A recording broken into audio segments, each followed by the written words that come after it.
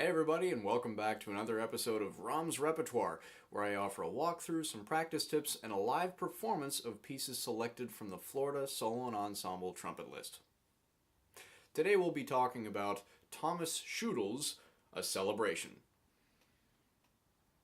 What are we celebrating? I have no idea. Now, for this one, you're really going to want to focus on your F major scale, or concert E flat. If you don't know that one, well, it starts on an F. So if you practice that, you're going to be saving yourself a lot of time. The other thing you're going to want to pay attention to is the rhythm. Notice that Mr. Schudel likes to change the placement of the dotted quarter note in this case. Sometimes it's on beat 2, dum dum da dum, or dum da dum.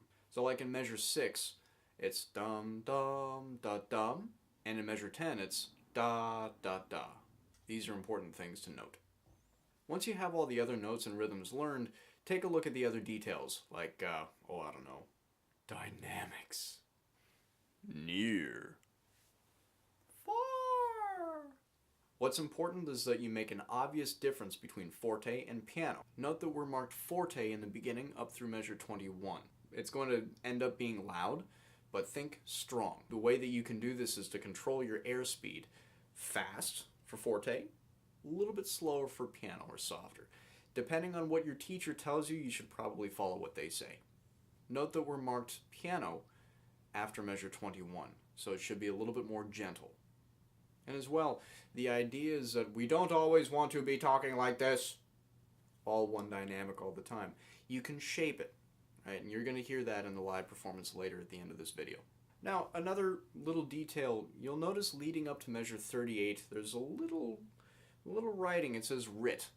Now that stands for retard, which means to gradually slow down until we get to that a tempo, which means to return to the previous tempo that you started with. If you hear the piano start to slow down a little bit, don't freak out. It's going to be okay. At the a tempo, that's where you can pick it up to the original tempo. Another point, we're playing along, and all of a sudden, DCL fine. What does that mean? What it really means is to go back all the way once you get here, all the way to the top, and play where it says up to fine. It's not fine, I promise you. Fine, the end. It's important to know how the whole piece goes. That way if something goes a little sideways, we know where to go from there. And no, we're not allowed to get Google Maps to show us where to go with this roadmap. You gotta use your ears. Another important point, when you get to the part where you have those C sharps below the staff, make sure that you're listening for the sound. You'll notice that we have this, if you have a working slide, make sure you're out about yay far or until you hear it being a very pure sound. It would be good for you to check with your band director or trumpet teacher what to listen for low C sharp. It's generally going to be very high in pitch and kind of be a cramped or dull sound. So you want to bring it down a little bit in pitch, not so far that it's the wrong note, but down enough so that it sounds clear.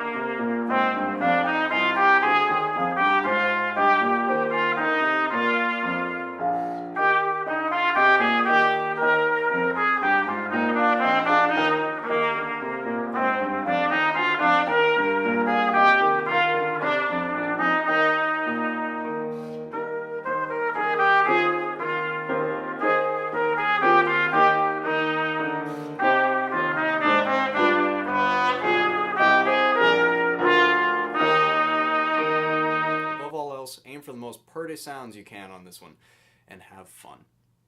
It's a celebration after all.